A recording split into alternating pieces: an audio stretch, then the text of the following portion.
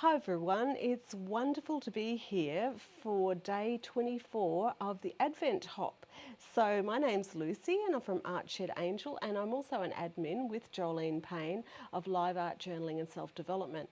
So many of you would have already been over to the group and joined, which is so wonderful, and we love to have you there. But we've been doing this Advent Hop and it's been such great fun. So today I'm going to make something really special using some translucent YUPO paper, and I'm also going to be using a jar and a little tea light, one of those ones, the battery ones. So it's going to be a bit of a fun project, so I hope you enjoy it. Now make sure that if you like my video, click that subscribe button. Let's get started.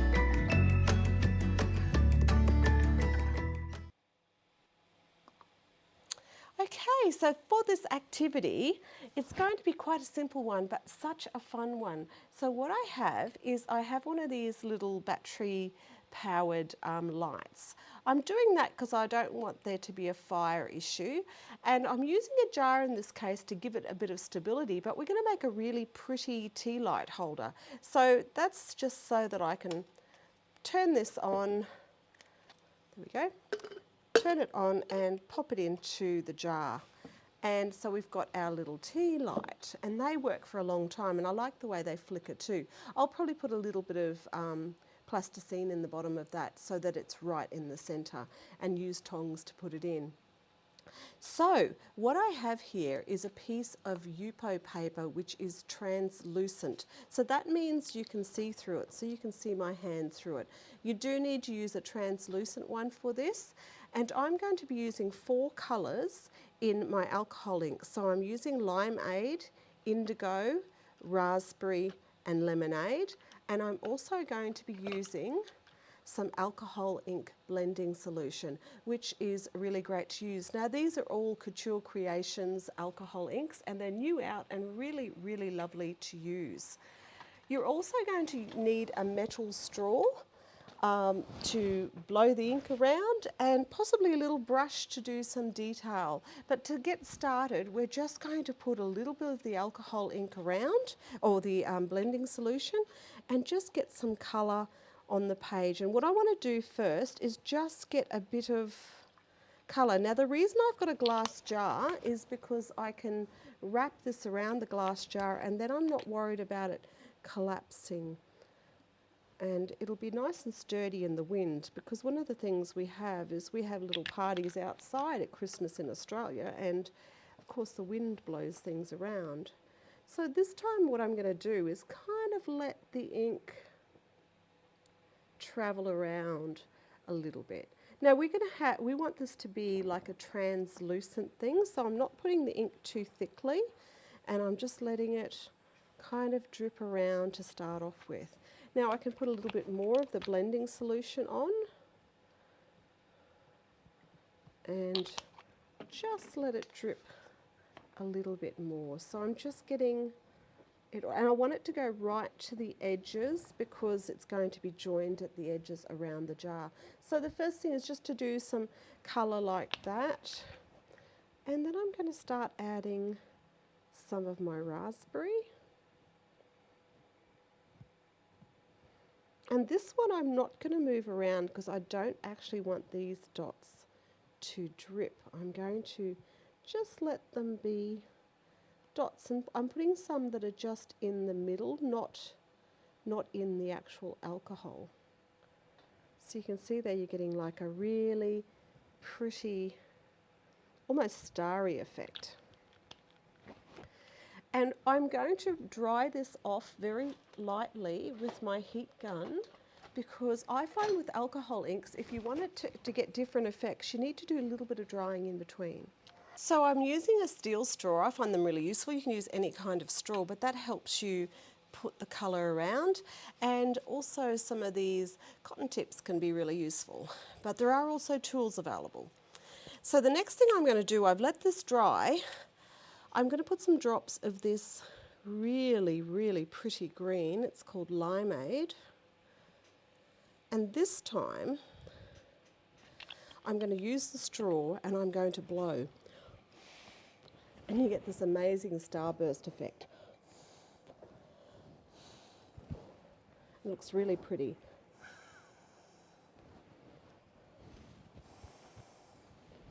So I'm going to put some more of those on the page. Remember to go right to the sides as well.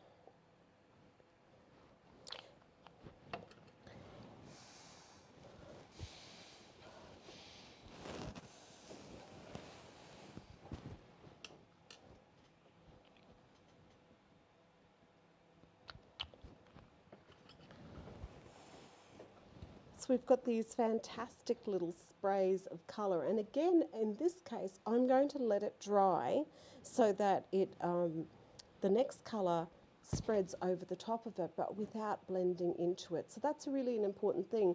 You can use these inks in a few different ways, and this is one of the ways that I have found really works well. Now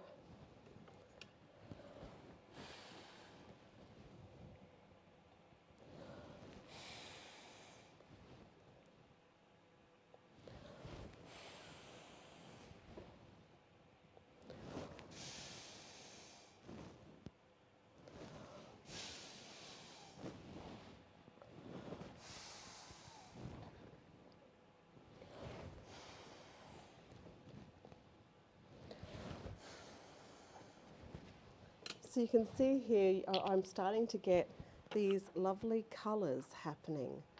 And when I'm going to put this around a light, all that will be translucent through there.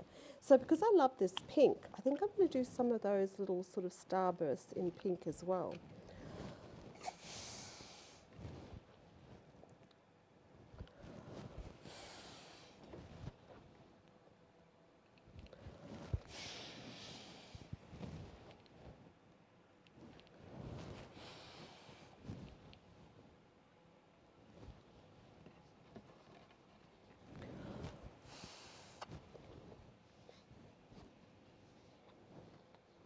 Turning it around.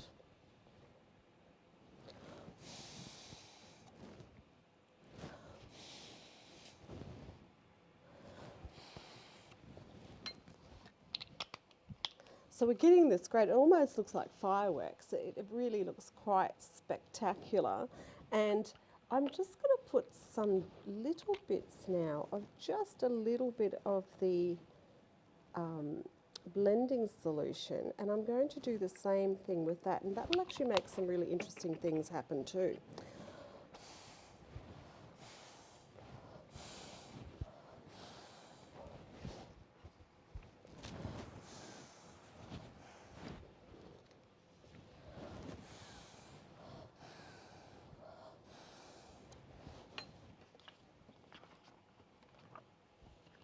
So we're starting to have some really, really pretty colours on here.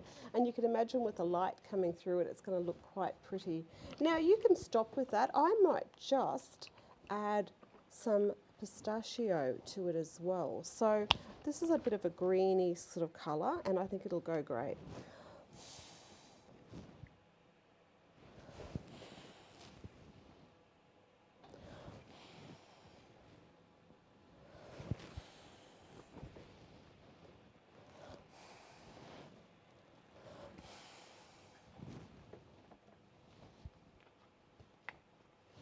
Just being careful, like if it starts to run under the paper, make sure you let it dry and get it away from there.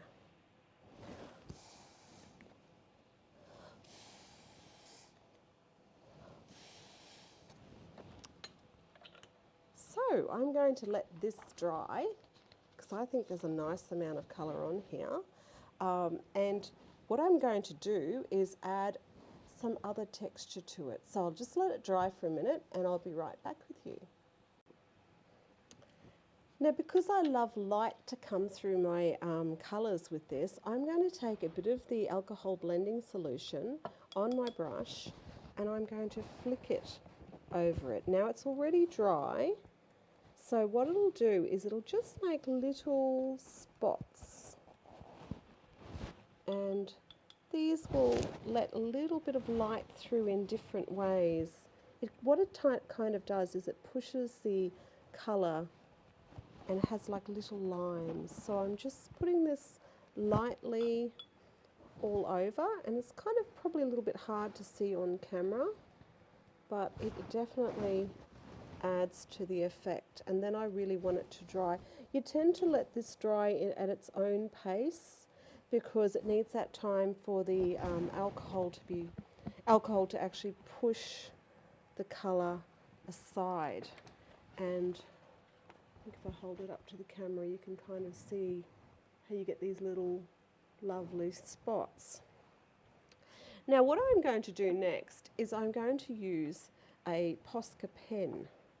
So Posca pens work quite nicely on YUPO paper, and because I'm going to put it, I'll just close this for a second, I'm going to wrap this around my bottle. So when you measure your paper, you need to have a bottle where you can have just about 1 centimetre of overlap. And I don't really want this flat top on it, so what I'm going to do is I'm just going to mark where it overlaps. I'll just show you sideways, because I want to have like a scalloped edge around the top. So I'm just going to mark there, and then I'm going to do a scalloped edge with a pair of scissors. And why I'm doing this is I know where it actually starts.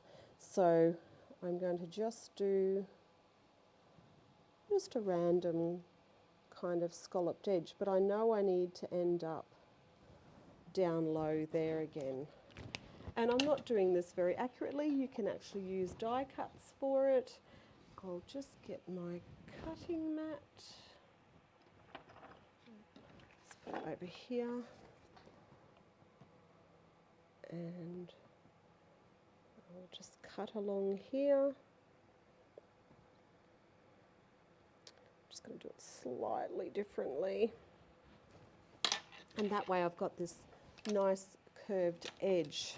And what I'm going to do then is I'm going to do some lines with my black around the top.